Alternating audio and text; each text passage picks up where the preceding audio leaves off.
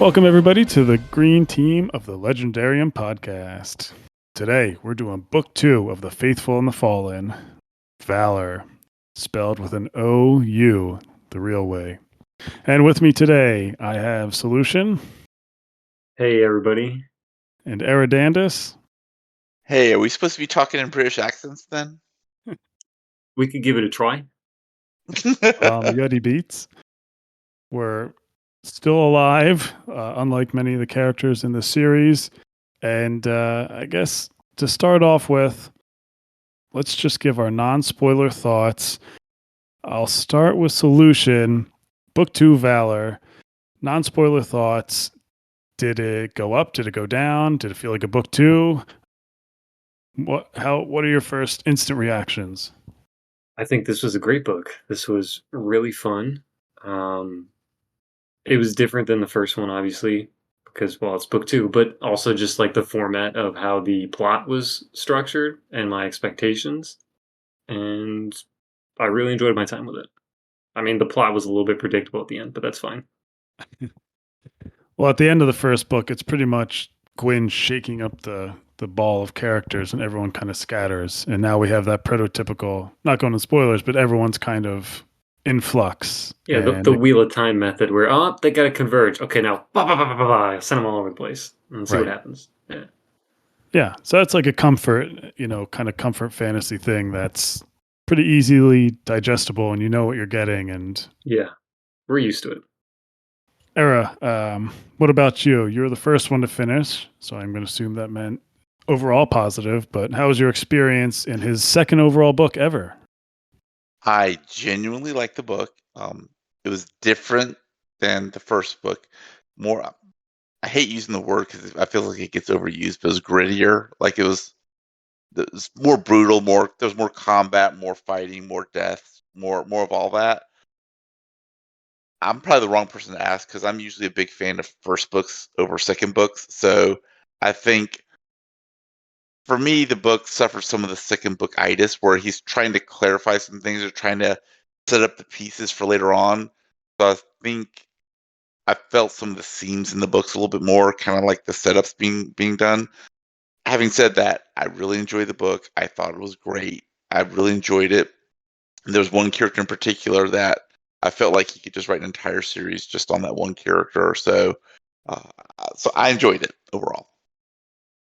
Yeah, and I think I said last episode, he's very good at bringing in characters that you just in passing notice in the first book, and then they're now POVs, and now, or maybe you've just heard about, and now they play significant roles. And I thought that was kind of just a cool aspect that I'm not, that's why I compared it to A Song of Ice and Fire, because that kind of happens.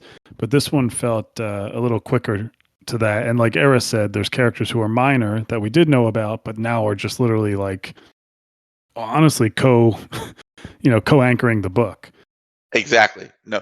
And I'm glad you mentioned Song of Ice and Fire because I didn't see it so much in the first book. But in this book, I definitely felt that comparison you're making to A Song of Ice and Fire where he's trying to make his characters complicated, right? Where, they're not, you're a good person and you're forced into bad situations, so you do bad things, or you're a bad person, but you're not like, but you have some good qualities to you. So there's a lot of that's going on, but it's a more difficult ship to land on this book than would be in A Song of Ice and Fire, because here, on one side, you have an actual devil trying to take over and basically kill everybody.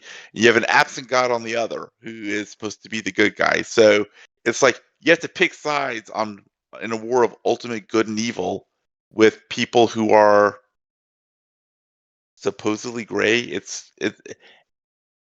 That to me was part of where I had some issues in the book. It's like, I mean, he's definitely basing this off, and Era, I think, has read, maybe Saul, you have more older books, definitely than me. But like I'm saying from like the 80s, that's typical fantasy where everything was kind of white and black. And I think he's trying to still make a white and black world fantasy that he loved growing up, but make it more complex. And it is seemingly a little difficult, I think. I think it's still enjoyable. But my biggest thing with that, when he's trying to do that in my reread, was that his characters in doing that many times come off as imbeciles. And we'll talk about in the spoiler section, but I Yeah. think that's a dangerous line he's kind of straddling, where they are complex, but also at a certain point you're like, this guy's an idiot. Like you should be able to see There's something. one guy in particular who I think is like the biggest. Like, I mean, he's got a big L on his forehead. He's just the whatever. We'll get to it when we get to spoilers, though. Yes, but when you're trying to make something complex, it's you're almost doing it a disservice when if the readers start thinking that. And I'm not saying I always feel that way, but I did at times. But I think readers, if anyone else is reading along with us or have read it already, definitely said that about a few characters where they're like, this person is dumb. Like, you know what I mean? Did you? Well, and you know what, and that may be Gwynne's intention because, like, so for example, like no, like from the last book, Corbin, he's a clever guy. He's not like super bright or like incredibly bookish or whatever, right? So he doesn't get any brighter in this book. He does get more experience. He gets older and more experienced, right? So Yeah, he's still the same on that he's front. still this, right? So I mean, like, so that's okay, but like, so maybe Gwynne actually intended it because there's one character in particular I'm thinking of. He was pretty much not bright in the first book, and he continued to be tellingly unsmart in the second book. And it's like maybe Gwynne just intended him to be just He's just that's that guy. That's him. just just Look, he's we there all to have a look group good. of friends, He's there to and look good, flex, and not be smart. I mean, what do you want me we to all do? have that guy in a group of friends. I do. Yeah. Well, usually there's a couple of them. They're just in your life. Okay, so now we're reading So, about one. so we're all looking at each other. We're trying to figure out which one of us is that guy. Yeah, guess what? We're all that one. All of us. We all think we're not, and we are. Yeah. Yeah, exactly. No, it's not. Yeah, I guess. I mean, we'll get into it, but Okay. we'll get We'll into save that it. for the spoiler time. Yeah. I think we wrapped up. Like, so something I will say that I did like, and you alluded to you alluded this would kind of happen. I liked we got to see more of the world. We saw the giants, and we saw kind of more of that, which that's not spoiling to say like you're gonna see more of that, which was very enjoyable. I really liked it. You got to see some glimpses of some of the other societies besides the ones in the Banished Lands, and I like that look into it. And I do like you did mention this, and I'm glad that it did happen. That he expanded the universe of POVs. So, but and I guess we can get. I don't know whether we should get into it now or not. I liked and I didn't like continuation of the short chapters. The short chapters were very effective towards the end, but like in the middle, when he's kind of in the middle part of the story, and we'll get to when we get to the character. It's like you should have. I felt like there was a part of the story that he should have dwelled with that one character for a little bit longer, but instead you would get like 5-6 pages, and then you'd be off to looking at other characters for like 3 or 4 chapters before you got Yeah. back to them. Yeah, I definitely think he did. He pulled it off with those end chapters or the end part of the book. But it is, and I didn't do enough research into this, but it's a 4-book series, and I wonder though if that I wonder where his head was at when writing this book with the chapters and pacing. In the long run, the series as a whole, did this start out as a trilogy, Yeah. and Yeah, he it had could to have been. adjust those chapters and be like, oh well, never, you know what I mean? So that might have been into play, or maybe maybe it just wasn't perfect. I agree. I think I know what section of the book Yeah. you're talking about that could have. And just in general, I just felt like there were times where a chapter really got going, and he kind of relied a little too heavily on it's not so much a cliffhanger, but just it's like that TV show mentality where you have to leave a commercial break Yeah. on something, Mhm. and but it didn't totally hurt the book for me, but it did get. I did kind of see what he was doing, and I'm like, I wish we just. It's Yeah. like I want it. Give it to me. Come on, give me the book. Exactly. Give me what I want to see. Yeah. All right. Well, hold on. Oh, go Okay. ahead. Just one last thing. No. All right. No, I thought the writing was tighter this time. Definitely. Like I'm glad you said the first book was his actual first book because the writing quality to me took a jump. Like the characters had some good lines in this book, like some really good lines. And I'm like, wow, you could tell like there's a quality improvement. That's Definitely. it. Yeah, I highlighted some quotes. We'll get there. All right. Let's get into the spoilers. Let's get into the meat. Let's keep this episode under 2 hours. I'll do a quick, it's not really a recap, but I just want to, I mean, this book essentially takes place minutes after the end of Malice. You know, he goes straight into it. There's no time gap, anything. So I'm going to just kind of say where all of our friends are at in the story. So Corbin and the gang, they're on the run and they decide to go to Halian's father's kingdom. Halian is apparently a bastard of a king. They go there and they end up essentially getting bested by Veridus's the wall. What is it? The wall he Shield has. wall. Yeah, the shield The wall. Roman Legion. Yeah. Yes, the Roman Legion. And that takes, Corbin and half of his friends decide to go save his sister, and the other half stay with Halian and Camlin and try to protect Donna. And that's kind of, again, I'm not going beat by beat of what happened in this book, but that's kind of where they were going through. The non-cliffhanger version, yeah. Yeah, it's very. McKinn and his sword brother Ogle kind of recoup from what happened with Jael and Castell being murdered, and they decide to make an oath to warn essentially Castell's aunt that Jael's coming for the throne, and in doing so he makes an oath to protect the aunt's son, the rightful heir, and fails at that, and then gets captured by Lycos. Jael has Lycos come save him, which I have problems with, but we'll bring that up. And essentially, McKinn, we get a slave storyline, slave and a pit fighter. And that essentially is kind of his storyline until the end of the book, like halfway through. Nether and Calidus, essentially they're hanging out after beating Duncarrig, or defeating, Brennan. One big development, they find out who Corbin is, right? Mm-hmm. He is... Well, or Calidus does. Yeah. He really isn't. Nether thinks he's the bad guy. They help Rin defeat Owain. We have a cool battle sequence there. And they go and essentially get that big kettle from the giants so they can let the Kadishim in. It's a And cauldron. they bring the bad guys in, and Nether realizes he has to realize at the end that he actually is the bad guy. We don't have a discussion about it, but I kind of think he realizes he's the bad guy at the end. No comment. It's not a big shock there, right? I think he's more of like, I don't know, is this really the best idea? And he's going to be like, probably not. We're probably okay. We're going to do things right from now on. I feel like that's what he's going to do. In his head. I feel like he's going to be like, I'm good. Like, nope.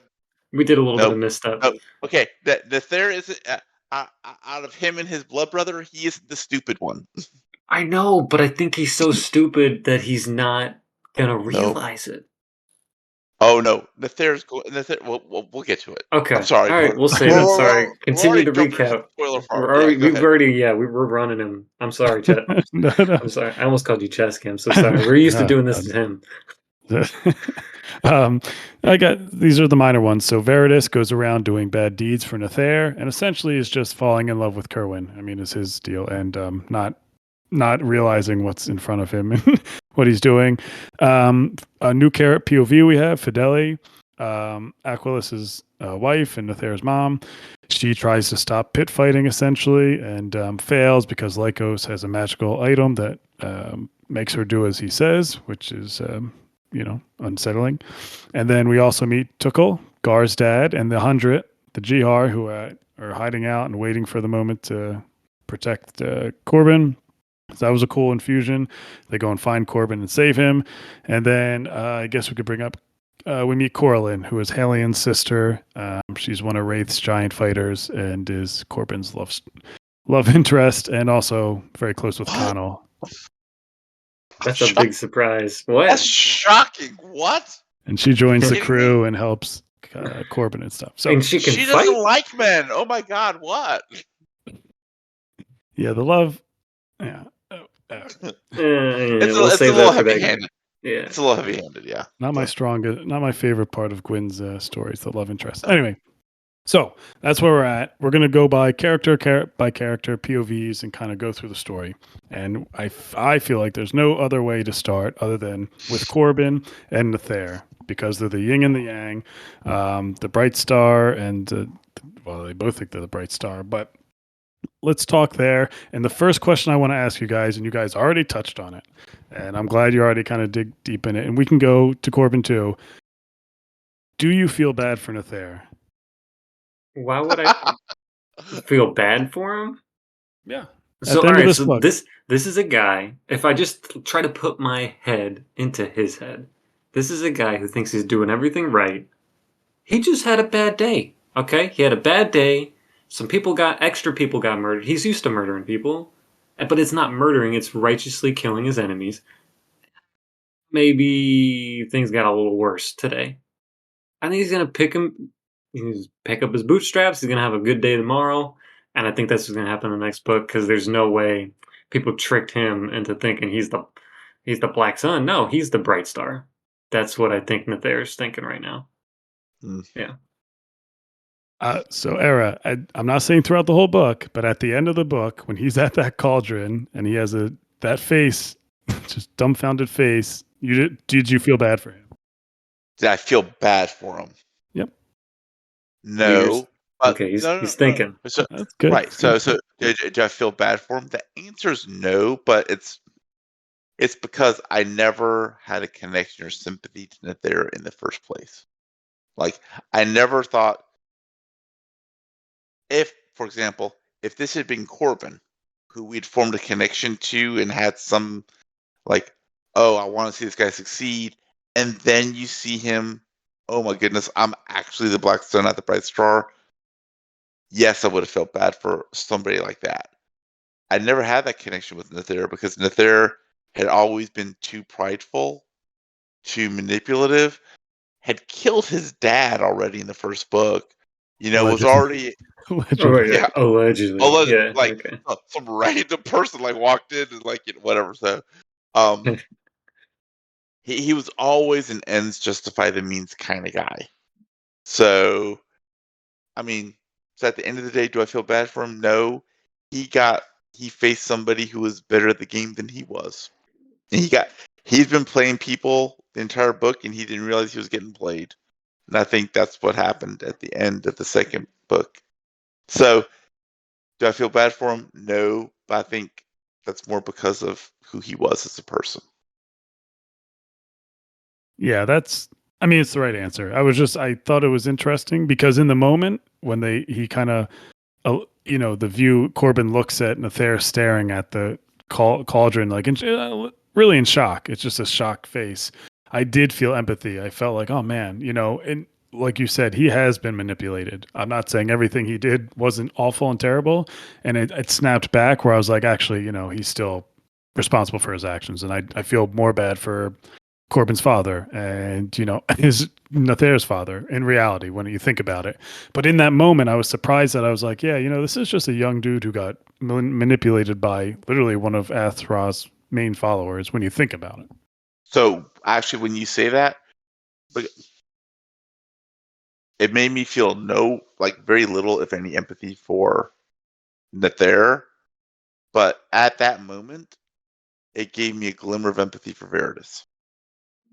He's the one but see, that's the whole thing. Is like you said, we didn't really get a POV of that's it. Nether. So, and I think obviously done on purpose because Veritas is the one we're supposed to care about when he's like, oh, this is going on, and then we're going to see Veritas come to terms with that, and that's going to be where the reader gets the empathy. No, well, so for me, it's Darth Veritas because, like, I'm sorry, you can only go so far of saying, I think it's bad to, kill women. I think it's bad to kill children. Oh, wait, you're killing children in front of me. Oh, no.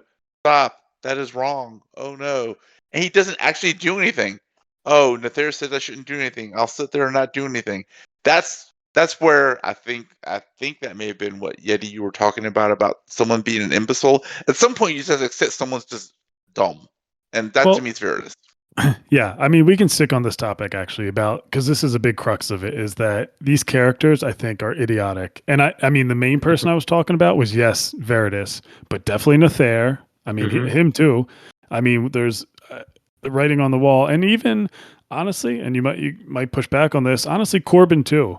I mean, the last book on the last line of this book is Corbin saying they all need to die and pay for what they did, or they must be stopped. Why does it take this long for just you need both your parents to die?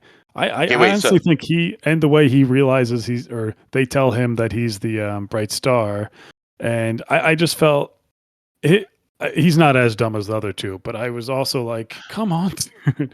okay, let me push back a little bit on it. Okay, so first for Nether, and again, maybe it's just because of the world I live in. There's just so many people who they've self-deluded themselves. It's not that they're intelligent people, but they've chosen to believe something that contradicts all the evidence, everything that's in front of them, because they want to believe X, whatever X is. They want to believe it with all their hearts, The and so they choice. will, yeah. And They'll engage in cognitive dissonance to just make it be true. man, this is going to go in a bad way, but and they also have a voice telling them confirming these wrong beliefs over and over again. Listen, I could compare this to a certain news station in America and the people that watch that, but I'm not Or going to do the that. internet We're not getting to that. and We're not getting social to that. media and the Right. echo But chambers. that's a Yeah. very like what you're saying is a very real life thing. I mean, Yeah. Exactly. it's he's using a Calidus as a demon person to do it, but manipulate him. But that's a real world thing. That's someone so self deluded. You're right that Yeah. they can't think for themselves. So personally, I don't think that I never thought that there was idiotic. I've always felt he was so prideful, he was self-deluded. So, and that, what's interesting is, I don't know, because like I haven't read book 3 yet. So I would love to see if in book 3 he's actually confronted with it, and then we get to see, huh, I am the bad guy. And then he either accepts it, because what he ultimately wants is to be king of all the king of the Banished Isles. So if that's his goal, maybe he doesn't care if he's a bright star of the Black Sun, because ultimately what he wants is to be king of everything. Yeah. He's an idiot because and it goes for the Jihar and Veritas too. They all their baseline for everything, for all the deeds they do, is that they have the Benalim, one of the Benalim with them. And the only reason they think Calidus is the Benalim is because he has, once they saw him have wings or something. There's such a thin veneer of what passed for them, acceptability into what is good and what is this guy is just. He didn't do any good deeds. He did, and actually every action is pretty harmful or self-serving, but because he's one of the Ben Alim that they're telling themselves and they saw him do this one angel-like thing, that's why they're idiots, because they don't question that. Well, so look, have you ever believed in something and then have it stripped, then at some point have it go, oh, that's not actually true? You never had that happen in your life? I think we all have. Yeah. That's Whether it's common. whether you realize, oh crap, my dad isn't a superhero, or this guy I looked up to as a mentor as an adult, or whatever the case may be, right? Like, isn't there something like you believe in something, then uh, this person I thought I was going to be with my whole life is not the person I thought she was. We have to get a divorce, whatever it may be, right? Like, you have something, and then you find it out it's not true, and then I'm glad you brought up that instance because I've been in them, sadly, as many people. But in those relationships, when that person isn't meant to be, you see the red flags along the way. There's no way you don't, wait, and maybe you wait, ignore Hold on, them. though. Because I wait, think. wait. Yeah, go You ahead. see them, but wait, how long do you keep on going? Sure. Eh, Yeah, eh, definitely. eh, I think a and part of that's this. why we're not in the There's head. Yeah. Yeah, I think a part of this is also look at the POVs we get for this, like Eric calls them, the Roman Legion side, and then the POVs for everybody else. I also think that it's a slight class issue where you're seeing princes, you're seeing higher nobility, you're seeing warriors that are all about already ruling or being next to people who are ruling. So you're seeing people who are given a pass to do what they've always wanted to do for the good of society. So why would they look any deeper when they're already doing something exactly what they've always wanted to do? That's a And good point. also do it for good reason. Whereas you're looking at Corbin, you're looking at Camlin, you're looking at all these other people who are usually at the lower rung of society. They understand that, all right, everybody else is supposedly better, but yet these are the humbler people who are just trying to live their life and do a good thing just because that's the good thing to do.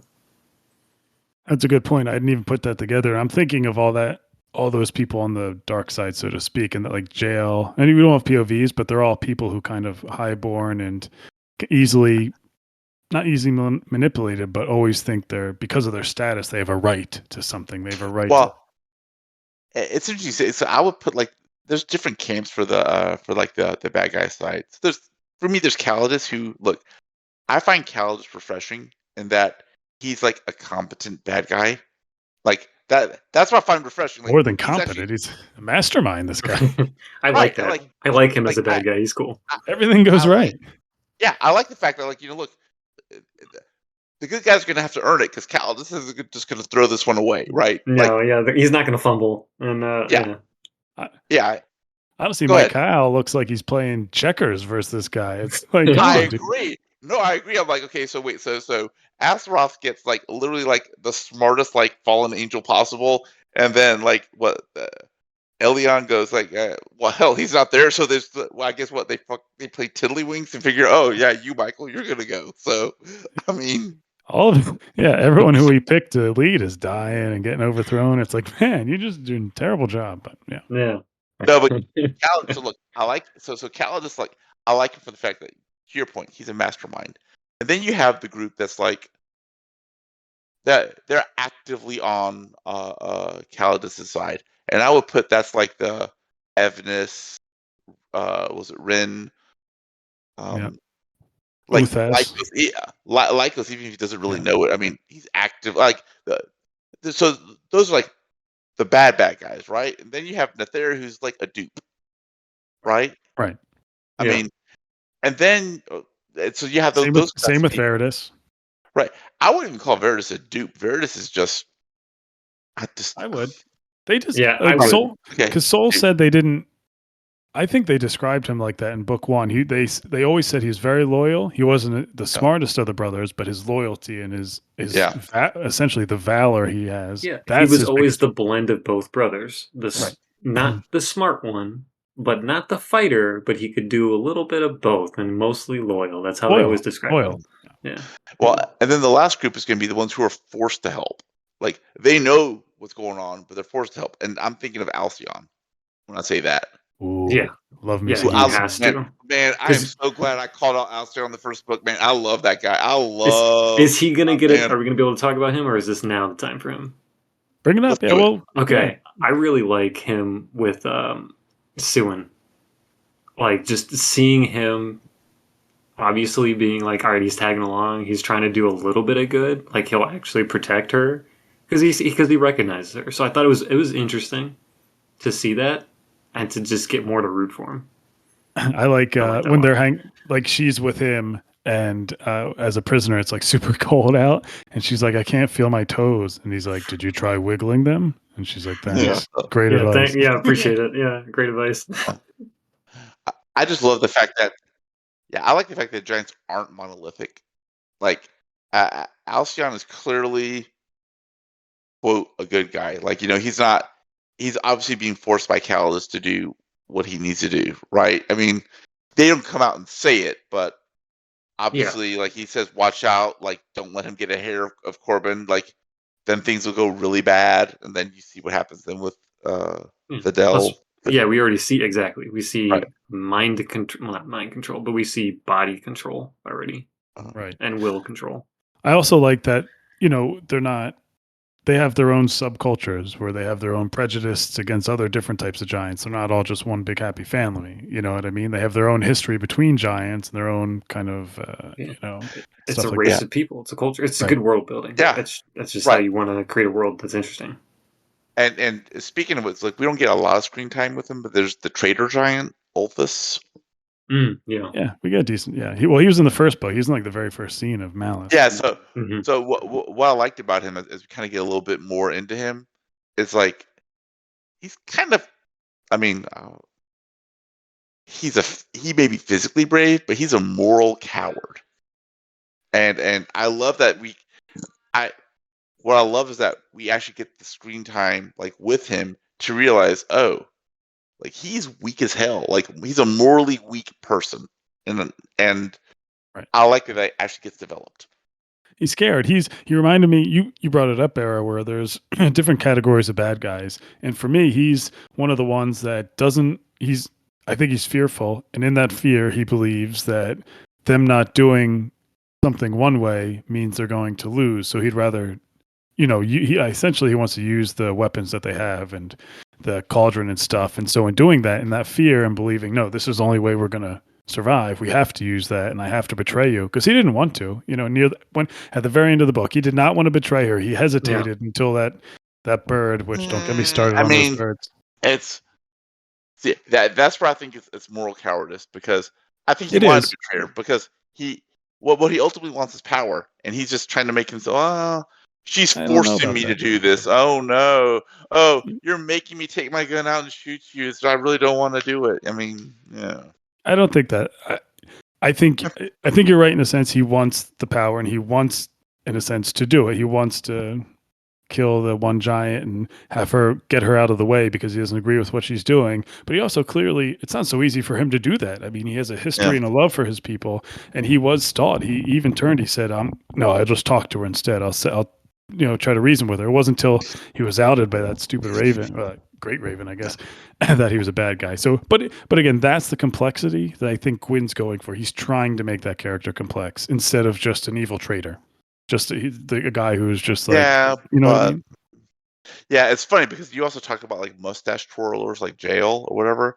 Because He's I kind definitely a of mustache twirl.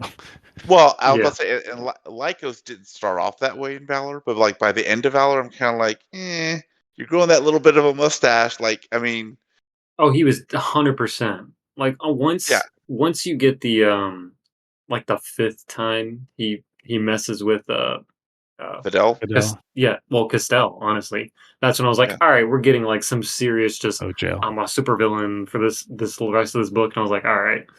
I Well, I did mean, get so a little bit tired of that. it's and that's where I say you can kind of see the seams of the book a little bit, because Lycos is clearly being set up as an antagonist for somebody we'll talk about later.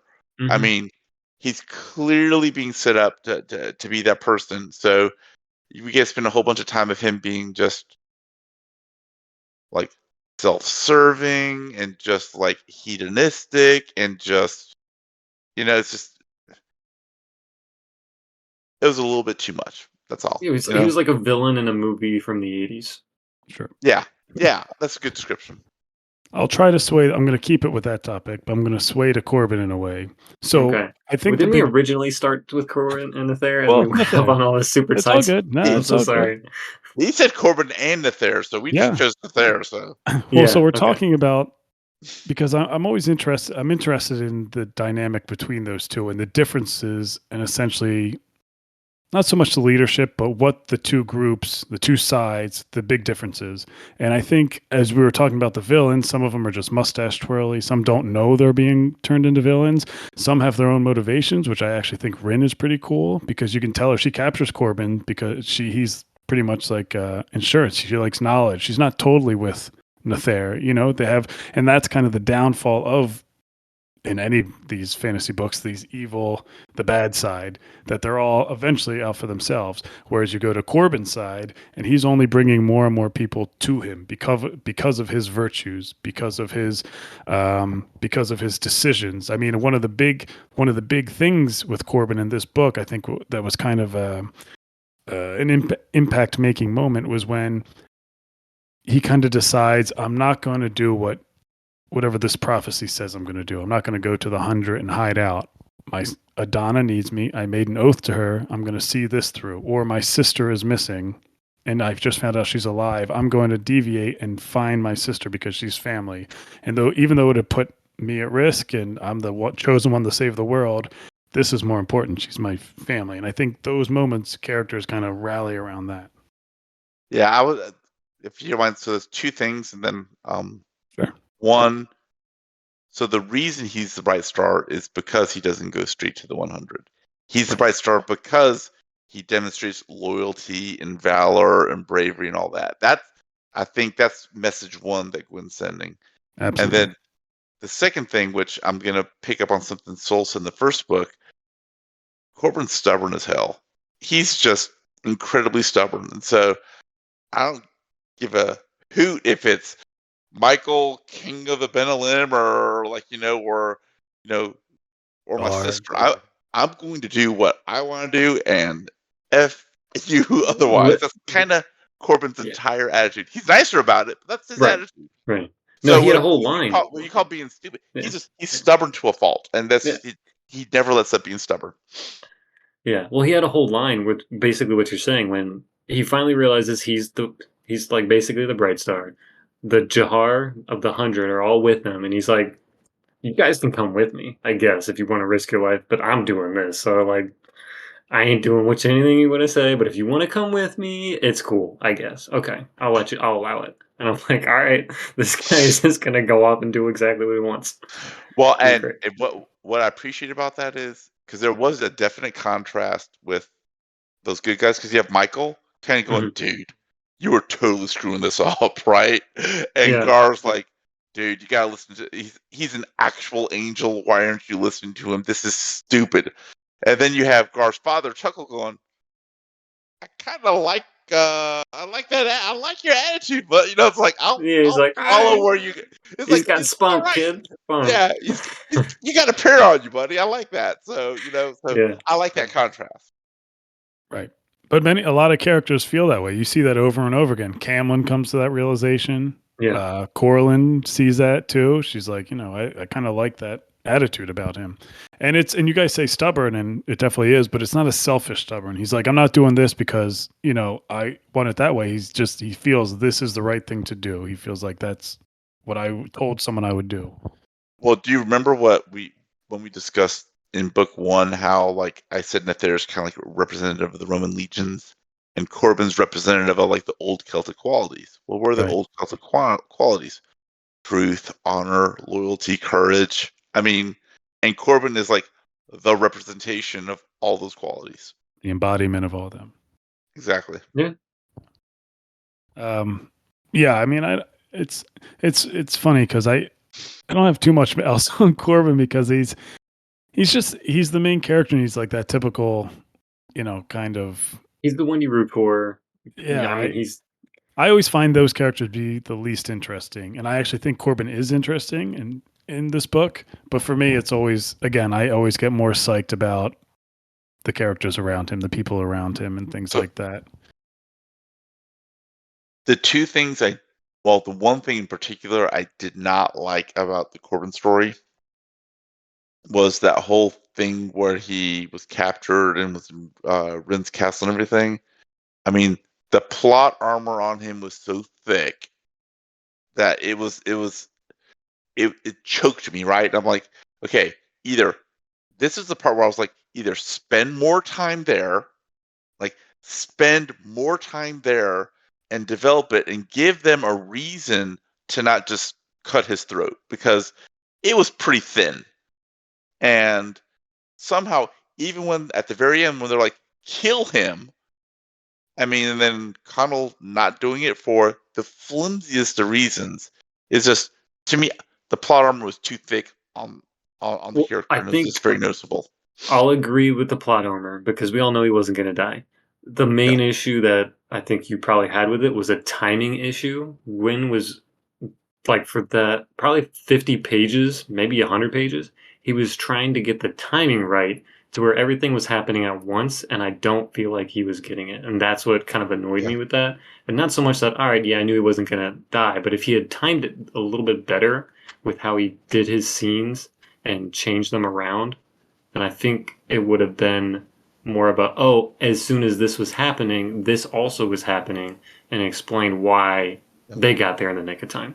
More like a movie than it is in a book. I agree with your Connell point. I mean, that one, I guess Corlin stopped him, but I wholeheartedly disagree with the Rin one, because in most books I would feel that way, where it's like, all right, he got captured. He's the bright star. They take him out. But one, I think we already talked about, Rin has her own ambitions, and she said to Evnis, she said, remember, Nether is not he's not the one you're going to follow. And she doesn't answer to Nether and Kaladesh. She doesn't care that they won. It wasn't until she found out who he was and talked to Azeroth, and then that's when she wanted to kill him. And that's, again, the Connell thing. I kind of agree. But when she took him in, and at first I was like, oh, why don't they just kill him? I'm like, oh, that's right, because he's a hostage. Any advantage for her. We've seen her. That's how she works. Any advantage could turn out. So it Okay, made sense in that way. fair enough. No, I think that's a good point. And since we're talking about Connell, so this is I'm already pre-irritated because Connell's going to end up somehow being back on the good guy side at some point. And I guess we're supposed to No, like him because he has a fiery temper or something. Can't I want him to die? You know who else I want to die is he Beard. will die. I He's know. gonna turn good as he dies. That's his story. That's how his storyline's gonna end. No, Yeah, no, yeah, yeah. no, no, no, Yeah, no, he's gonna turn good nope, in front of no, Corlin and die at the no, same time doing his last act to redeem no, himself. That's what's gonna happen. I'm no. calling it. I'm calling it. That's fine. Okay, that's it. So my call is his brother's gonna die, which is gonna make him realize that everything he's been doing is like for all the wrong reasons, Yeah. and then Khan's gonna turn over to the good guy side. No, no, That's no, it. no. No, I think he's gonna die, and then he's still gonna get conflicted, and then he dies in front of Corlin, finally being good. Okay. There you go. One Good of break. us is Sorry. right. Go ahead. Go ahead, Yeti. Oh, Good, you can't make good. predictions. I'm sorry. I will say if there's any characters that change and do redemption arcs, I will say if as for Connell, I do feel like he has the flimsiest case if that happens because we just don't spend as much. He's just not as fleshed out as a character as other. At least Veritas is fleshed out. Whether it works or not, Connell's Yeah. just too one dimensional. He's quick to anger but quick to laugh, and it's not enough for Yeah. me to. And it's like, and he's the contrast to the calm, serene, stoic, steady Brother. Hallion. He will always do the right thing no matter what. So so that's the contrast. So look, what ends up happening is, at least by the end of this book, Hallion's going to do the right thing even if it hurts him, and Connell will do the right thing for himself regardless of the consequences. That's kind of what I take away from those two. Yeah. All right. Let's get into if you're going to say Valor is anyone's book, I would argue it's this person's book. Let's talk Mackin and his journey into his subplot is essentially revenge. I mean, it is solely revenge and failure. I mean, those two balancing acts. And the first thing I want to say about this is he has the best, in my opinion, and I can revise this as we go on. I'm just going based off memory. What I think he has the best relationship in this book with Ogle, and the fact that Gwynne was able to do that in such short amount of time with these two characters, I thought was one of the best writing things he did in this book. That you actually felt that pain when I felt more pain when Ogle died than when Corbin's mom died. And that's a testament to the friendship they had and the bond and the thing like that. So, Eradandis, I know you wanted to vamp about McKinn because as we were reading, all you could talk about was how great he was. So, what did you think about the direction to turn him essentially into a lead player in this series? So, Nordic revenge stories, like, shoot them directly into my veins. Like, I love those stories. Sorry, like it's a complete weakness of mine. So that was in my wheelhouse. I loved, like, in retrospect, I love having like it enhanced the Castell story from the first book to kind of see McKinn take center stage. Just like, oh wow, this is exactly what Soul said. It's exactly what Soul said. And I was like, I could not have been happier like that occurred, right? And then you have the whole story arc where you see McKinn's even harder on himself than than people are being to him, like physically, right? So Yeah. not only is he getting beaten down physically and mentally and emotionally, and then Lycos, of course, being cruel, like, no, I don't want you going all the way down. You need to come up just enough that because I want to use you. And there's just this stubborn core that slowly gets revealed of, look, there's a part of me you will never get. That core is exemplified by his relationship with Oracle. It's like there's a line I will never ever cross. And I love that kind of storyline where you see somebody get beaten down and just refusing to give in. Like he may be getting beaten down physically, he may like have his ear torn off. All this stuff happens, but like the core of who he is as a person, you can't touch. And the way it was done in this book, I loved it. Loved it. Yeah, that was honestly, you nailed it. The best part, the reason why he was the best character is because not because he was physically tortured or because he was laid low in the pits and where he went. It was that psychological torture he did to himself that he couldn't even face Ogle anymore because of what he was doing. He's killing innocent people in a pit, and how that goes against everything he stands for, and he should rather just die. But like uh Era said, there's just this little ember that just keeps him going, whether it's revenge or rage or just the willingness not to die. He keeps on going. He keeps putting and he hates himself for it. He knows he's going to keep going and he's going to keep doing these terrible things, and he just hates himself more and more until that very end, that moment that's like honestly beautiful, where he just says, he's not going to kill you today, sword brother, and turns around for that one last face off. Like that payoff was so. I mean, he shouldn't have cut his friend's ankle. I mean, that kind of hindered him in that regard. But Yeah. If you were gonna do that, you probably should have thought about it like 10 seconds before. But right. But the battle inside his head was with the beauty in this whole book, and it was. I love when characters get laid low like that. Like that's the good stuff. That's when Gwynne really excels. And sorry, I'll let. No, I mean, you guys, like you said, my thoughts are very similar. This storyline in the book is one of the few that worked perfectly in this book for the length, mostly because it fits well in an epic story because it's needed the time for him to grow, and you get the highlights of the relationships, you get the highlights of him getting enslaved and the training. You don't feel like anything was rushed in this because you're seeing all these other events. This is the storyline that works the most in the book because of all the cutscenes and ending and going to other scenes that are in the narrative. And that's why it works so well, as I really liked his sword brothers, even the ones that he was meeting and making friends with in the pits. And it was great. It was just probably the best part of the book because it was just so tight. I really liked it. I also like the fact that it was not directly connected to the main storyline. He has his own story, and that's where I said, like, if Gwynne just wanted to write if he would just wouldn't written a trilogy about McKinn, I would have been fine with that, right? Because I assume at some point it's going to connect back to the main storyline, but we've been basically 2 books where McKinn's story is it's just not a part of what's going on right now, right? Um, Well, he just saved Fidel, so I'm assuming he's gonna be noticed by somebody and gonna have some influences from there. this is part of where I kind of go again. Okay, this is where Okay.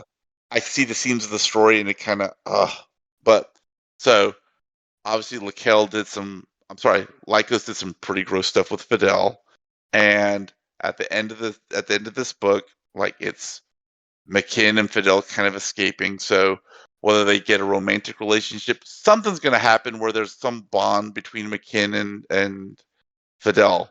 Fine. And then what's going to happen? What has to then happen is because McKinn, he's focused like a laser beam on Jael. He doesn't care about anything else besides getting his head. So how are you going to redirect him? Somebody's going to have to kill Fidel. And who's that going to be? That somebody. Somebody who's been torturing him this past book, Lycos. So then you're going to have Mr. McKinn, who is everyone's going to be freaking terrified of, because now you have a pit fighter who's not controlled by anybody, who's like literally like probably the most dangerous human being in the Banished Lands right now, like coming for your head. I mean, people are gonna be terrified of this. I'm gonna love the storyline. It's like classic Nordic revenge. I can't help it. So Yeah. Boy, does Yeti have a movie for you. Well, I did want to bring up just a bit, like on the, and I'm not going to comment on most of that, but the cool factor, I mean, which is pretty surface level, but Era brought it up. I mean, McKinn before this was just a regular warrior, kind of with Castell. Now he's a dude who knows how to fight dirty. He's ferocious. He has a nickname. They Yeah. call him the Old Wolf. I mean, he's like a a larger than life figure. And I think when now he's injected into likely the bigger story, I think you're going to really see that kind of he has a name for himself, and I think it's just on a cool factor. Again, it's going to Yeah. be interesting. Yeah, let me kind of explain kind of like where I said like like he's probably the most dangerous guy in the Banished Lands because we have the Vinthalan, right? And like those inner core bodyguards, they've always been described as like these insanely competent, insanely ruthless, like people who fight and do this and that and the other, right? But they're always under Lycos' control, right? So you never kind of really see one cut loose. Well, that's exactly what McKinn is. McKinn is that, but not under anybody's control. Well, they do a good job of saying, just like how the Roman Legion is, they're all technical fighters, Mhm. and also in what is it, Dunkirk, they're all training to learn to to fight the right way. You fight one on one. You do all this stuff, so they're breaking the rules occasionally. You're seeing McKinn, who now was trained with a sword, so he's got the long range. He's got all these different skills. Now he's a street brawler, really. So that's why they're really just trying to just like this dude is now on all aspects of fighting. As close fighting too. I mean, like pits, Yeah. they're not big. I mean, they're right in it. You don't have much room to dance around, and he makes them faster, and it's. Well, the other thing is he's. We've all pointed out. Well, I guess you guys pointed out to me before that it's a pretty ruthless world. He's like, there's no hesitation with it because in the first book he would whatever, and Orgel would be the one that would like be bashing heads in. Yeah. Like by the end of this book, like McKinn's like cutting throats first and asking questions later, right? So yeah, he's someone we want on the good side, but whose side is that? We'll find out next time. Well, that's that's why I feel like this does dive into epic fantasy. I mean, epic fantasy, you have different factions eventually meeting up, whether what faction that is or not. He's going to meet up with someone that is in the other part of the story. So, and that's for me. That's always exciting. I'm like, ooh, I want to see how these two mix. So the seeds are there because Orgel, with his last breath, is like, tell Michael that, like, I never gave up my oath, right? So, I mean, you have that through line for, like, which honestly, I actually thought that was cool. Yeah, but I didn't mind it, but yeah. I like the fact that, like, look, so even Orgel, who was tortured and beaten and all this stuff was done to him, there's something he refused to give up, right? And that's kind of like what you were told at the end, is that, like, he never gave up either, right? So, kind of that to me is like when you talked about, like, how it meant something. When he said that, I'm kind of like, all right, like that was just a really good pairing and story. Yes. Again, best relationship in the series, I say. Yeah. Series? Again, I can change it when I reread, and I'll see. Wow. But it was very moving to me. I mean, those scenes where they're both in the pit, like hanging around eating, and they won't even look at each other because they're both so disgraced with what they're doing and what they used to be, just sword brothers. It meant something, an oath. There was something righteous that they were doing, and now they're pit fighting, killing essentially innocent people. And eventually, and then they finally, have to fight each other. And Ogle just said, I just wanted to talk to you again. And say, I mean, it was beautiful. It really was. And he did it in such a short, not short, a book, but still.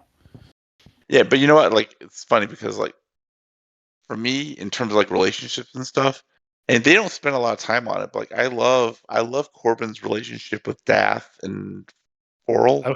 I was just gonna say, he's the seven like daughters or whatever it is. Like he deliberately pronounces it. I love it. So it's just it's fun. I like that relationship. Yeah. Like how they end that chapter when Gar says he's a 7 Disclair, and all you hear is Daff laughing. Said and Daff. Yeah, that's how he ends it. I love it. It's like, seriously, him? Yeah. And that's how a best friend would act. Like, what? This dude who I've been hanging out with this whole time? Joke. All right, let's get into the biggest moron in the story. So Veritas, essentially, like I said, he's been going on. I think it's very purposeful that Calidus is sending him away from Nether more and more, and kind of hiding him from the bad things that has to be done. He's doing bad things, but the real bad things hopefully are being hidden from him. And for whatever reason, he's these red flags everywhere, and Veritas is just blinded by his loyalty. He's been saying for the greater good now. I caught him saying it. And again, this belief that he has a righteous Benelim, an angel, on his side. So they must be doing this lack of any questioning that a little bit does happen because he picks up on some things that Halcyon says when Gerwin, Corbin's sister, is asking him questions. He eventually just gets frustrated and tells her to stop. But overall, it's just frustrating. And to me, it comes off less complex and more just blind stupidity. And the main one, the one part that really did it for me was I think he was here. You guys correct me if I'm wrong, but when the killing of the giant barons, The giant children, yeah. Yeah. that He should was be right there. Yes, that was a Yeah. big thing for me where I was like, this is stupidity. There's no manipulation. That is brutal murder of children. And that's for me where I kind of agree with Eradandis, where I think he's a lost cause. I think there's Yeah. no redemption's hard to come back from that. Because he has a literal friend, an Alcyon, proof that, giants are more than just one-dimensional creatures that are bad guys, and yet he still does it. I'm incredibly frustrated because the plot line's been laid. He's going to. Here's where I'm going to get extremely frustrated. I'm going to pre-complain, okay? Because Oh no, obviously Love it. there's a future love interest with him and Quinn, right? That's Oh, I not don't like going to that happen. either. So fine, which means at some point he's going to have to come over to the good guy side, right? Which means then the one quality he has that he's well known for, he's going to have to break. So he's going to have to turn traitor, though he's loyal. The one thing he is loyal. He's going to have to turn Yeah. traitor to be on the good guy side, right? So we have an idiot who has no good qualities, Well, he can fight a little bit. apparently not that well because he always ends up losing, right, when he's not behind the shield wall. Or at best time. Well, that's just because they're trying to build how awesome the shield wall is. Yeah. But anyways, I'm with whatever. Yep. He's gonna live and I'm gonna hate it. So I'm whatever. not a fan of his relationship with Suen. Yeah, not much more to be said there. I don't feel any chemistry. I also don't feel like the time that was spent as a prisoner would have merited any Stockholm syndrome. But okay. My favorite part of reading Veritas' chapters is Alcyon. So I've been trying to talk myself into this relationship for like the last few days. Not talk myself into it, but I was trying to You're trying to root justify. for it? I just Anything? justify because, like you said, it's not earned. Mhm. And I was trying to put myself in the place of the audiobook says Kerwin. It's spelled like Suin with a C or something like that, but Corbin's sister. And okay, so she's away from all of her family. Everyone she meets is kind of a dick, like Connell, or scary. Like at first, Alcyon and Calidus, and kind of like that. And the first smiling face she sees is Veritas. Now, I'm not saying it's love, obviously, that's ridiculous, but I could understand them having a little bit. She'd feel more comfortable around him. Again, the whole Veritas stuff, it's setting her up to be a love interest because you keep seeing Veritas sees her, her face show up when he's doing something, I can't get her out of my thoughts. Well, Right. if you want to know why, I think it's because Gwynne wanted us to have an additional reason to like Veritas, is because we like Swin and we see her like this guy. So think she it's- must obviously see something in him, but we don't because maybe not the reader's not giving yeah, it. maybe not So to I think like he's for him, good. but he needs something to question his decisions, and it seems like Gwyn is choosing Kerwin as that reason. And I think it should just be more common sense. Like he should question when giant babies are He should have a murdered. brain. That's more interesting though. Or his brothers. Right. Yeah, his brothers are I mean- actually kind of interesting. I would bring him in. Yeah, he's got the bookish brother who's a little bit of a dick, and then he's got his super popular, awesome older brother, right? So I mean, He's great. so it's like, and I know, so he's got this super testy relationship with his dad. So I can't wait for him to kill his dad, and then like Great. So there's no redeeming qualities about you. Not only are you a kingslayer, you're a kinslayer, right? Just ugh.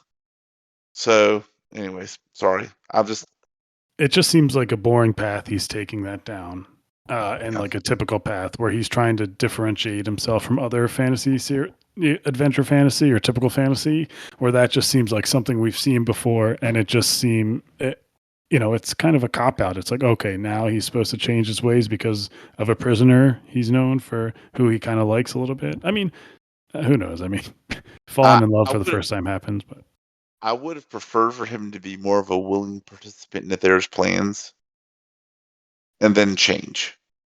right.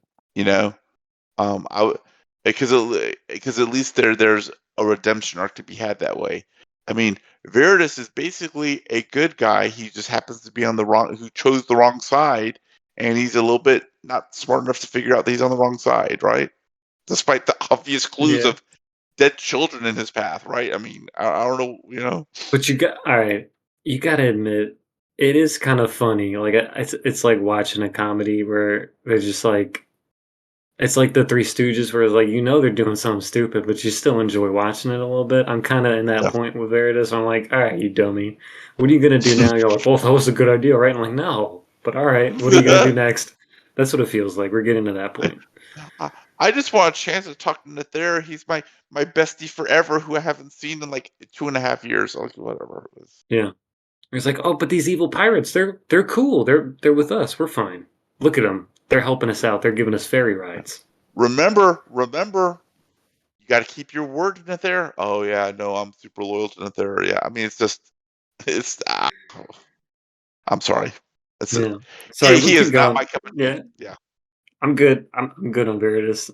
I've said enough. Oh, I'm sure we'll have more to say with him going forward. Don't I, worry. Yep. I, I apologize to anybody who likes Veritas the story. He's just not my cup of tea. You know.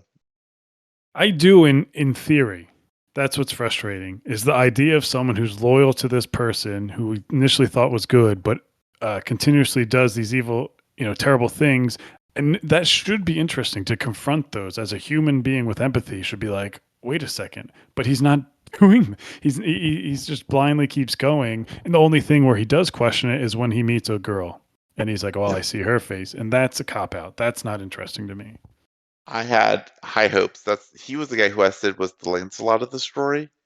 I mean, and Lancelot's story, right? Like he was the guy who did daring deeds and he was super awesome and all that stuff. And then his downfall was a woman, right? But it was King Arthur's wife. So I mean, it was at least a compromise. So Veritas is nothing like Lancelot, which oh well. All right, we've held off long enough. Let's talk about the last, I'd say, main POV. And I'm really going to just throw this to Eradandis. We're going to talk about Camlin, and this is the brigand, remember, the woodsman, who, I mean, more and more has been getting more respect from the group. Many people have come up and said how vital he is to them being alive, and really have heart-to-heart talks with him, one-on-ones, that really kind of make him genuflect and reflect on what he's been going through. And Eradandis earlier said he's the worst character he's ever read. So go ahead, Eric. Yep. Yeah. Speak on that. I think he quoted something like, "This guy's irredeemable." I think was his words, right? I think that's what it was. All right, go ahead. What were you gonna say? Are you guys done? We're done. We're done. Go ahead. Okay. My bad. Mea culpa. All right. So usually what I don't like about these rogue redemption stories is that there's no recognition that what he did in the past was wrong. There's literally no recognition of it, right? Not by other people, not by the character, not by anybody, right? It's just, oh, I guess he's a good guy now. I've always found that immensely irritating. And what Gwynne did well, which I liked, were in Camlin's head with his own internal monologue. He's like, and he's sitting there going, man, I've killed a lot of people. I've murdered people just for silver. What am I doing here? And then I don't want to be that person anymore. Like, that's not the person I want to be. I want to be somebody different. That's all he needed to do. Like, I don't need that much, but he gave me that, which told me, okay, this is a character. He's developing a character who recognized that he did bad things in the past and that he wants to change and he wants to be a better person. So that then puts his future deeds in context of he's trying to live up to an ideal he has in his head of who he wants to be. That's what I needed. And he gave me that. And that made me accept the character and like it. And then when he had all those cool lines of like not today and stuff like that, it's like, Yeah. okay, that was fun. Like I was then enjoying the character. So there. Okay, I was wrong. I admit it. All right. Well, we still have 2 books to go. You could flip flop them again. You're That's like, "Oh, true. wait a That's second." okay. But yeah, I would agree, man. Camelin is a great character. I was always on board with him. Even more so now with this book.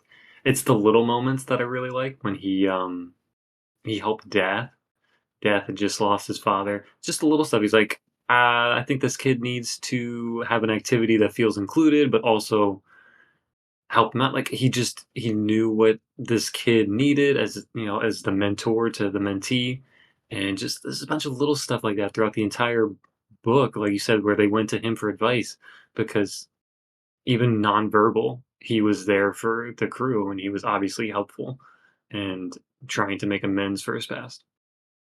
He's the only one who had the common sense about the stupid Veritas wall they had. He's like, why don't we just roll a rock down there?" And they're like, "Oh my god, Yeah, like this this is incredible. we did Why it, did we yeah. never think of this? There's thousands of people in this kingdom, and nobody thought of that. Just get on a hill." I think it was smart for Gwyn to put, it felt natural because he put him around people that finally made him want to be better. I mean, I'm thinking of a scene where I think they were with Adana and they're about to lose. And he was like, "Well, I don't blame them for running. I'd do the same thing, And then he looks to Adana and he just thinks, well, maybe not, And it's because he has people that make him want to be better or give him a reason. I mean, he's been around brigands the whole time. If you surround yourself with, negative people or awful people, that's going to rub off on your quality, as a person. When you're surrounded by people who, have not nobility, but, good qualities, it's going to rub off. And if that's really the kind of person you are, that'll eventually come out. That's why I think it's not totally a cop out that these qualities come out in him after X amount of years being, a liar and a thief, because he's been following Braith and his people who are liars and thieves. Well, it's rational, just like well, not just like some of the other parts of this book, but the way he writes this world is that he is surrounded by these people are all excuse me. These people are all products of their environment and who they're raised by. So when this Camlin was his family was killed, so then he was raised by brigands, right? Or he ran away and basically became what killed his family. So Right. what else in this world? It makes sense to me that that's what he does because that's how pretty much every POV character we have became who they are is because they were raised by so and so, and that's just how they do their thing. So this is somebody who's changing their entire lifestyle. Well, let me say this. Yes to everything you said, but he doesn't lose some of those brigandish qualities. Like when it's go time, he is like Oh yeah, he'll kill. honestly like way more ruthless than anybody in his group. Yep. Like he is like, no, when you do it, you commit all the way, you take care of business, blah blah blah blah. So I mean, Well, the one so he does hostage they had, right? And he Oh, that was just right. brutal. I he loved goes and it. Yeah, kills him. Oh, that was yeah. so good. Yeah, literally, like everyone's like, well, what are we gonna? He just walks right up to him. He's like, no, this isn't done. Let's get this going because this is what was Yeah. gonna happen. They're like, yeah, you're probably right. All right, let's go. He was gonna kill us. So The quote, there's only one quote I highlighted, and I think this is around his time, but it said, "This world may be full of greed and tragedy and darkness, but I am fortunate beyond measure to have such people about me." And that to Yeah. me spoke of his storyline going forward, is that matters, the people around you. And the different, that goes into the whole Corbin thing too, but I think that's where you see his change. But that was a good point that you brought, that he still does have those qualities that that are essential, essentially. Yeah. to survive, yeah, they have to fight the Bright Star. I mean, every plan they've come up with, he's essentially kind of come up with it He's and said, he's an integral part. He's either like, well, we come up with this plan and we need you to execute it, Camlin, or Camlin comes up with the plan himself. So yeah, Yeah. right. Yeah. So yeah, it's again, it all comes to having a POV, and I'm glad they chose him to have a POV in this series. I'm excited for you guys to read on and see where his story goes. And see. You know what? There's a character I wish we had a POV on. Like, you remember when you asked us last book? Is there a character you wish you got more screen time? And I said Alcyon on the last one. Right. Yeah. On this one, there's only little bits and pieces. Corbin's mom. I was just, huh? Who? Corbin's No. mom. Not even a little bit. No, Vaughn, Evanes's son. Yes. I mean, just Yeah. there wasn't a lot, but Just like a when quick there was, scene or two would have been cool. I mean, he's obviously on Adonis' side, right? But he's I mean, he's torturing himself about what his dad did. Other Mhm. people suspect him for what his dad did, right? Except for Adana. And it's just, I would love to have even just a chapter, 2 chapters, just in Yes. Vaughn's head. Yeah. He's got a lot. He just has a juicy storyline to me, Yeah. to have your father being a traitor. And he has one of the best lines in the book when Hallian's kind of not depressed, but depressed about Connell turning leaf and being so bad, and like, what am I going to do about him? And Vaughn just says, doesn't matter if he's blood, he's a traitor, and you have to face that, and you have to own that. And everyone noticed, like, oh, we know who he's talking about. He's talking about his dad. Yeah. He knows from personal experience. Yeah. But his just, his commitment to that idea that, listen, it doesn't matter if they're blood. That person's a different person, and for the worse. Yeah, but that's interesting in this world, because in this world, blood means everything.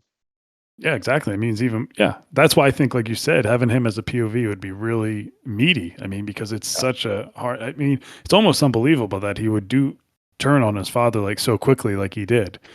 But, and if he did, that must really mentally be messing him up. I know it would mess me up. Well, Yeah. this also, he was already kind of against his father for a little while, just because his father was constantly not on his side for what Vaughn wanted to do in life, which was marry someone and go against his father's wishes. So, yeah. All right. So those are the big POVs. We did a great job. I'll let you guys bring up any of the smaller characters or side characters that you kind of thought made an impact in the story or anything. Yeah, I kind of want to bring up. I guess we kind of talked about Tuckle a little bit. I was gonna say him. No, Yeah, I it's was gonna fine. say Yeah, Takul. no, Takul. so I love Takul. I love Takul. Part of what I love about Takul is it gives us a different point of view about Gar. And just the right amount. I don't feel like he was overdone. Yeah. Right. And it gives a little more background with the Jihar. Which we needed. We did, because I was a little, again, their whole thing is really getting suspect to me. They all just believed this one guy, and they could be so easily manipulated against their goal. But the fact that it made them more human, that they had fractions within each other, It's still not my favorite to see an entire culture divided into just two. Is like, oh, one was duped, and then the other one was, oh, surprised they weren't duped. I don't really like that, but especially with all the other issues that go along with conning people in this series. But it's a standard trope. It's a standard fantasy trope, and that's okay. It's just I feel like we've got like 3 different variations of that in this plot line and going forward. Right. So that's why I was like, again, but it's okay. At least we're getting into it. As you guys said, the biggest thing for me is that his relationship with Gar, and just to see Gar as really this young person who was thrust into this position as a young man who hasn't seen his family in decades, and that when they reunited with each other at the big rescue scene with Corbin was weirdly emotional for 2 characters that haven't even talked, very little interaction, and just the joy of a father seeing a son for the first time. I mean, that's bread and butter right there, and the dynamic between them two going forward. It recontextualizes what happens in book 1, and it puts into context Gar's sacrifices and what Gar had to do to basically decide to like live in secret and train who he believed to be the Bright Star. Yeah. I didn't like Gar's love interest. I was like, all right, like you couldn't have just had him be this guy who's totally devoted to that and also made friends. He had to also be secretly in love with. Gwyneth, I hated that. Yeah, I didn't like that at all. Yeah, okay. What? It was a choice. It was a Right. choice by Gwynne, but it's not. It's not unbelievable. It's not like he ever acted on it. It's not No, like he and ever I did anything about yeah, it, it's right? never like he's not a bad guy, obviously. But It's it's just, but look, I mean, there he was dedicated to his job to be with Corbin, and so really the only female contact he had was Gwyneth, and apparently she was an attractive woman and like good person, etc., etc. It's not unbelievable that he'd be attracted to her. So I know. With Tuchel, yeah, that did recontextualize just the sacrifice those people made. That is interesting, where you have to essentially, you're not going to see your son for X amount of years because of this belief you have, and this essentially, it's a prophecy. Like it's Mhm. yeah, a religious prophecy they have. They're so dedicated to that. That really puts it into perspective, and the fact that they've been waiting this whole moment, and his just bloodlust. I mean, even the small moments I think really fleshed him out when they went to that stable that was the place that had all their horses and stuff, and they're throwing the axes. Yeah, That that's fun. small little competition to show that they're not just people that are robotic in one thing. They can, they like friendly competition. They can interact. And, They're gonna adapt. right. what was They'll the name of the adapt. guy who owned that hold? The Well, horses and the I axes and stuff. I mean, in yeah. my head, he I, was just Bob the stable master. I don't remember if that's I even liked him. close. I liked him. I Yeah, can't he remember was a the name. cool I guy. liked him. Yeah. I don't remember his name. Don't worry. You'll have another chance to read it. Don't worry. Oh, okay. I Okay. mean, Mm, remember nothing who showed said up? You know who showed up at the end? I mean, or not the end, but the last time we see them, the prince who McKin and Ogle were supposed to watch after. Oh, okay. Right. Yeah. Okay. So Sorry, I it's had not the last forgotten we've that. heard of those guys. Don't worry. Yeah. Cool. Is there any other side characters you want to talk about? Because after this, I'm going to nitpicks. I have a few. Go Uh, ahead. no, I think we're good. Let's just jump into it. And again, these are nitpicks, and I'm not again didn't totally ruin it, but so the biggest one for me that I didn't really notice the first time around bothering me, but this time did. So these birds, uh, Graf Pretty and cool, right? Definitely. You're going with Fetch. cool. No. totally writing cheats. I really think they're crutches for him. These birds can scout. They can talk to these birds, full on conversations. There's no magical ability, maybe hinted at a little bit, but not really. And it's just, they can do anything. They can send messages right at the nick of time. They can verbalize who's the traitor, what needs to be done. And it's like, in a low, it's not super low fantasy, but It it's is. just, it's just, It's low. It's a soft magic system, and this is a yeah. part of that he wants to Um, use for his writing, which I'm fine with.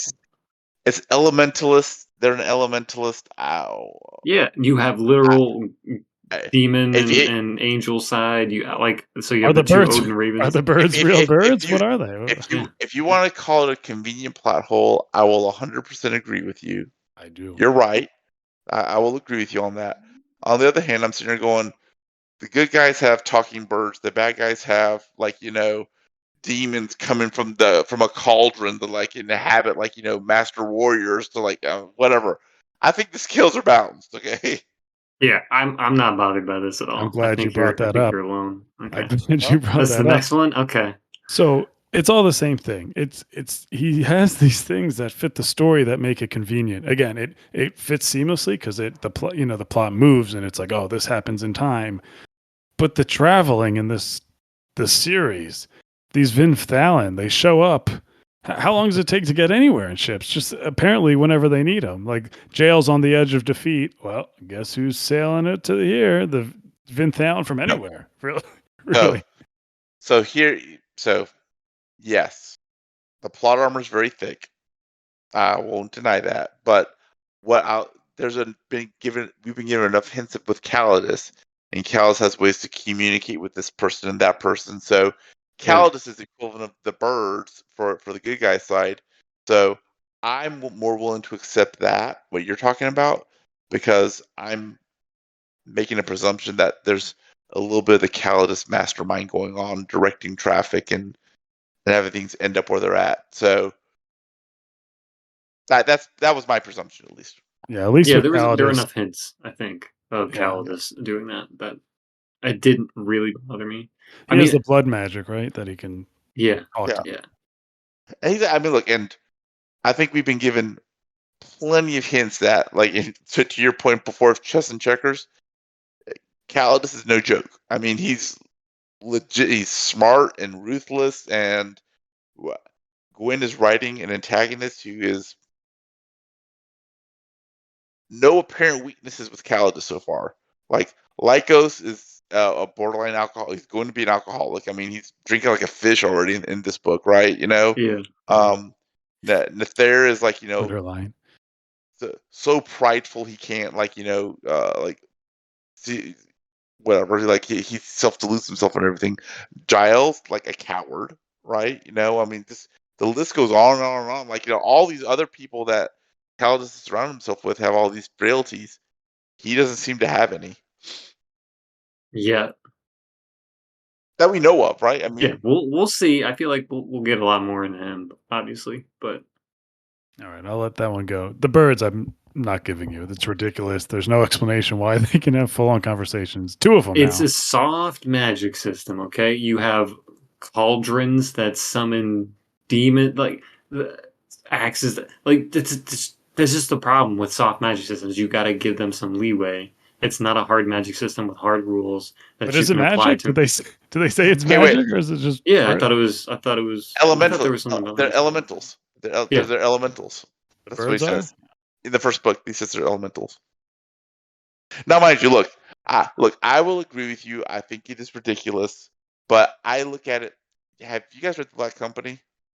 No, yet. but it is on my book, like one of my next 5 books. Okay, so there's two wizards that they spend their main parts of the storyline, and they basically spend books on books on books, like pulling practical jokes and just being like comedic relief, dark comedic relief. Okay. And that's kind of how I take these birds. These birds just kind of Yeah, they kind of do their thing, and then they're there just to kind of be entertaining and fun and whatever. So that's fair. Last nitpick, and we can get to predictions. Maeve, just this girl stabbing the guy in the heart was another. It just helped that the bad guys. Well, I guess he's not going to agree to, or he's going to fight. Nope. Maeve just stabs him in the throat. Got 'em. Changing And plans. she's like, "Well, I hated them, and I hated, their rule. They were going to kill everyone." It's like, "Well, now you're going to die. I guess you're sacrificing yourself." So again, it didn't like bother. These are nitpicks. That didn't really bother me, but it's like, oh, well, now Rin's going to walk right in because this woman. that didn't bother me, like by itself. Look, Maeve is an exceptionally like unsmart person, but we kind of had hints of that as we were leading up to this moment. So where my nitpick would go is that this is the second or third time that this exact scene is played out. Yeah, someone Yeah. gets stabbed randomly. Yeah, or Like, surprisingly. yeah, it was the giant dude with Nemain. In the last book, it was it happened twice in the first book. So I mean, it's Hold a on, thing though. Gwynne likes to do. Surprise stabbings are effective in this world, so I'm not surprised at Right. all that they just keep doing it, because that's what seems to work. Because if you like challenge them, like I'm going to challenge you to this duel with the sword, and then nobody really dies, and only one person kind of goes away limping. And no, apparently surprise stabbings work, so people are going to do it. I'm okay with it. Yeah. Again, nitpicks, but I was just like, I'm with you. I'm with you. Just different reasons. So yeah. Okay. Did you? All right, I'll say this though, since Yeah. we're on the topic of those two. Did you think anything actually did happen with the king assaulting his daughter Maeve? And you think maybe that's why she also had a reason to kill him? They might have alluded to that, but I don't think they did enough to allude to that. Other than that, Okay, I was he just likes. curious. I mean, I wouldn't be surprised by the way he was talking about Yeah, but every they were girl in also there. implying that the king never acted on any of that stuff. But I was like, Right. well, did he? Because he Yeah. did just get murdered by his own daughter. Well, he So didn't even realize who Well- it was her daughter, the one when she first walked by earlier in the book. Maeve's stated reason was, I love Connell. Connell's a badass. I mean, so apparently Connell has the magic of quick temper and super magical charisma. I don't know. So It's because he's yeah. funny and he can say one-liner jokes every like 300 pages. which makes him like, super whatever. That's like top tier on the cover of magazines for the Banished Isles. I'm letting you know I'm gonna be very depressed when I'm writing your wrong solution. So He'll be All depressed. right, we'll see. We'll see. Speaking of predictions, should we make some? Soul, Era's been making a lot of predictions. What about you? You got anything? Well, I had that one. Let's also go with Stewin gets together with Veridis Oh. before Corbin and everybody else is introduced to him. Like she goes off on her own to save Veridis and get him to turn to their side. That's what I'm thinking. She's going to do that, which is stupid but just plausible enough.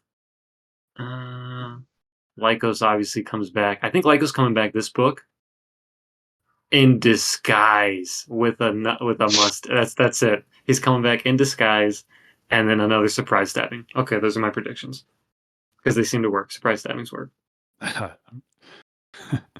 Era? I'm going to predict that. Let me see.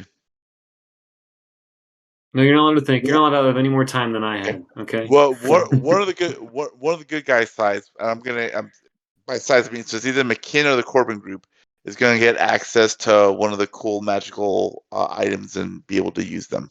Yeah, we do need some of those. We need to see more of that for the good guys' side because right now all we Right, have are 2 talking ravens. So right, Well, they, like they have the axe now. oh well, right, yeah, yeah. so they either need to use Valour the one axe eyed. or I like for one of them to find what was one of the things? There's a necklace and there's a goblet and there's Isn't there a cauldron. book too? Or no, they have a fake No, book. Is there a real book? so we know the goblet kind of gives you like long life and like super healing Yes. powers. So I Yeah. would love for like one of the big warrior types to drink it to like kind of make that person more of a badass fighter. Right. So one Uthas said he lost it in the swamps. I was very remember that. He lost it in Right. the That's right. swamps. Lost It in the was never swamps. found again. So Where are the swamps? we got to find somebody kind of like wander around the swamp. Oh I would love wait, to hold hang with on. people in the swamps. Who do we know that's in the swamps right now that Suin decided randomly not to go with her savior, Pendathrin, in the swamps, gathering people? There you go. Okay. Good job, The Soul. 8-year-old Way to girl's remember. gonna find the yeah. Yeah. You could say maybe the story goes in that direction. I mean, we have 2 more books. Remember, this isn't a trilogy. We have 2 more. I know, Yep. I know. So we have 2 middle books. I'll ask this question, and it's not, I don't think it's a spoiler, especially after watching this. If I would tell you that there's at least one new POV, who would you guess? That we've seen before? Or sorry, that we know of a character? That, Well, you know the character, but yes, okay. but now they're going to be a POV. Ooh. I have 2 picks. Sure. Okay, you go Might ahead. be more than one. I can't remember. Nether. And what was the name of the idiot who Which doesn't one? like the one who doesn't like Corbin at the beginning, whose dad died? Rafe. Oh, Rafe. Yeah. Rafe. Well, we've It had could be. No, I'm with you on Nether just Have we? because when Nether finally does confront it, I would think maybe Gwynne has the guts to try and write that POV scene, but maybe not. I'm not saying guts. I apologize. I don't want to offend him like that. But the maybe the belief, the writing skills to pull that off because it will be very difficult to be believable. I don't know if he's going to be able to do that. Fine, then Calidus. No, you can keep your prediction. I was agreeing with No, you that fine. there's that's fine. No, Rafe is a cool one. I think that would be there. I think you're gonna get a Jael as he.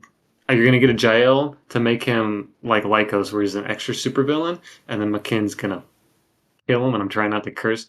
Right at the end, and you get to see Jael die by a surprise stabbing. Well, somebody that we haven't seen a lot of yet. Lamar. Yeah. Okay. Because Lamar is no way, shape, or form. That's Veridis' dad for anybody who doesn't remember. Oh Because no! Hold on. he's not in Nether's camp, and he's gonna have a showdown with Veridis. Hold Yeah, on. Lamar. The safest bet, second chance. who's the kid? Not Lamar. Who's the kid that McKinn sent with the other dude to save? Like the young Yeah. prince that's like Like 11 or 12. Castell's What's his cousin. His name begins with a T. Tamar? Tahir. like that. Tahir. Tahir. Yeah. No. Tahir. Tahir. The Tahir's child. Tahir The is one, like, the one, yeah, no, Tahir, the one who says, "My mama always says." Okay. No. Tahir save this prince guy. right. The kid. Right. I think we possibly will get that POV, and McKinn will be the new mentor for this kid when they reunite in Oh. wherever Fidel is. Because Wait, that will be you the think new Castell. Wait, so you think the POV is going to be the new kid or Yeah. Tahir? I think that'd be Okay. the new kid. Yeah. Okay, That would be gotcha. the safe bet because then it would be a redemption for McKinn to try again as this new ruthless man that he is. Wow, look at your brains work, turning and Yeah. And he's just trying going to something laugh out. and like in a I week, want, he's going to laugh I at all want of my. us. I do have a nitpick I did forget about. Sure. Okay. Yeah, go ahead. Storm has kind of become a bit character. Who? Storm. Well, I feel like because of the So, plot. yeah, Storm shows up when somebody needs to die, but that's really kind of it, you know.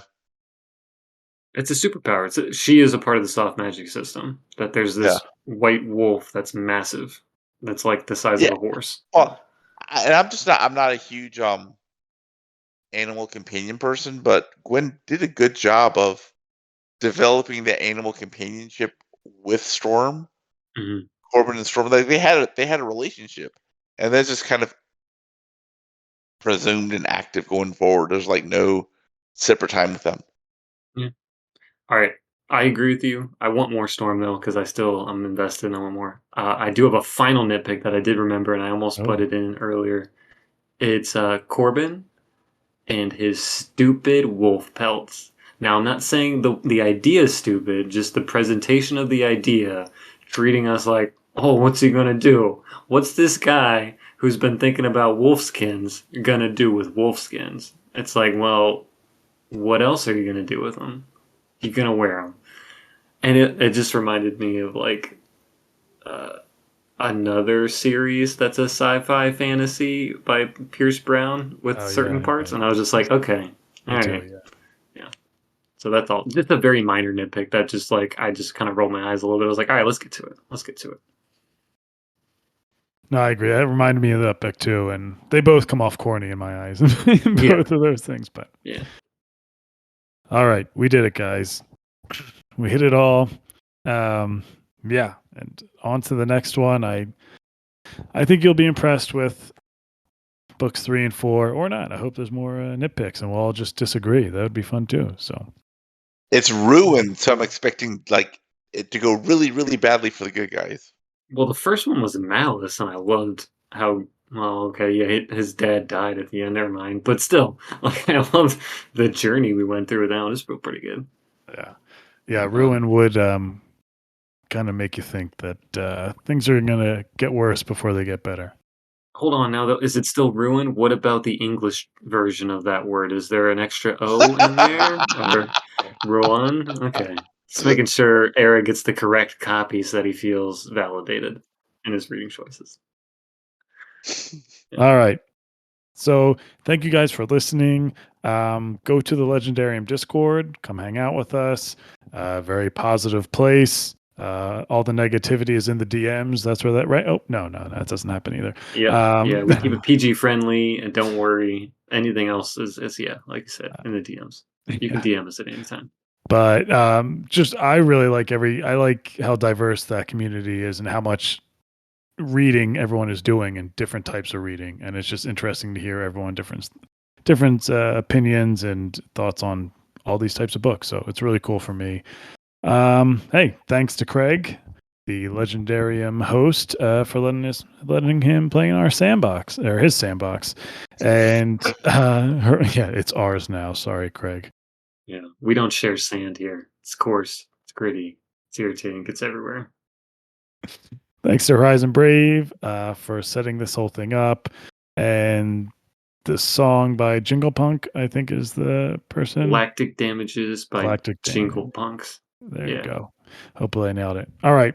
For Eradandis and Soul and myself, Yettibeats, we'll see you next time for Ruin. See ya. Bye, guys.